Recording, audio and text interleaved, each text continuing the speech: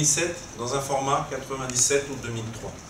D'accord? Il semblerait qu'en fait ces documents, même sauvegardés dans un bon format, contiennent des instructions qui empêchent une indexation cohérente et correcte, puisqu'il indexe bien le document mais pas son contenu. D'accord? Il indexe bien le titre, ainsi de suite, tu reconnais bien le titre. J'ai fait un test sur la même plateforme, c'est pas que ce site, avec des vieux documents et ça marche. Bon, j'ai pas eu le temps de tout porter là. Donc méfiez-vous, les extensions que vous avez vues souvent pour des raisons de licence propriétaire ne suivent pas aussi rapidement le développement des formats de type docx pour Word 2007. D'accord? Donc faites bien attention quand vous allez parler d'indexation de documents à vos contributeurs. Peut-être une petite spécification à faire sur le SI en place et les suites bureautiques en place. Pour faire tout ça, pour faire le rendu de votre charmant petit champ de recherche, bah vous doutez bien que derrière, comme dans tout bon typo qui se respecte, il y a du typoscript et il y a des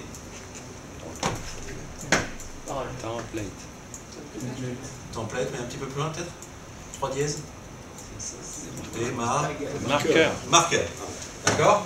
Ces marqueurs sont bien évidemment insérés à l'intérieur d'un gabarit HTML que vous trouverez, tout comme des fichiers de configuration .text, à l'intérieur de l'extension. Tout comme les fichiers de configuration .text, si vous souhaitez les utiliser, il est logique et évident de copier le fichier vers un répertoire FileMail, d'abord parce que c'est accessible par vous. Pas besoin toujours de passer par un FTP ou un pseudo FTP de type Quix Explorer qui est pourri de failles de sécurité. Et surtout, de ne pas le modifier là, parce que la prochaine mise à jour, au revoir. D'accord? Entre autres, ça peut générer un tas d'autres simples effets pervers sympathiques. D'accord? Donc là,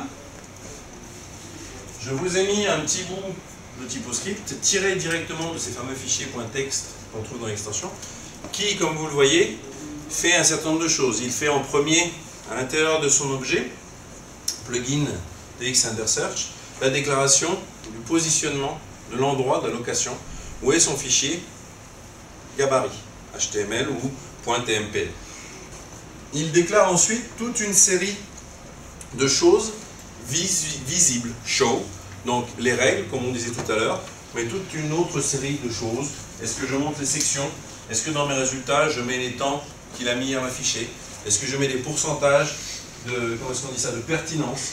Est-ce que je montre des enregistrements qui sont interdits? C'est-à-dire, est-ce que je bypass la logique de page à accès réservé?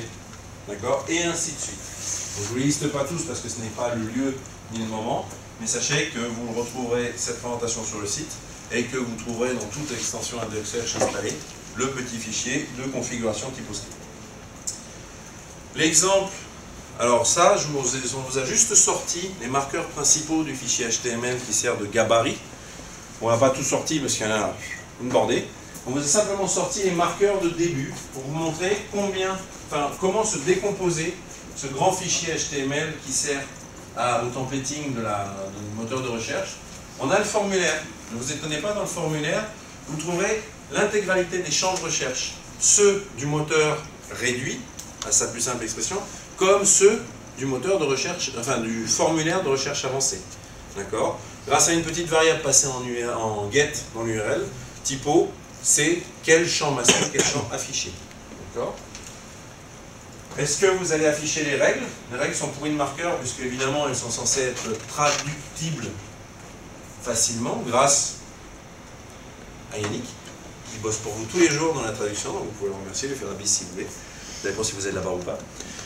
Donc grâce à l'équipe de traduction, toute une série de traductions sont disponibles sous forme XML et permettent en 2 clics d'importer ces fichiers, d'avoir un site fonctionnel, des règles en français.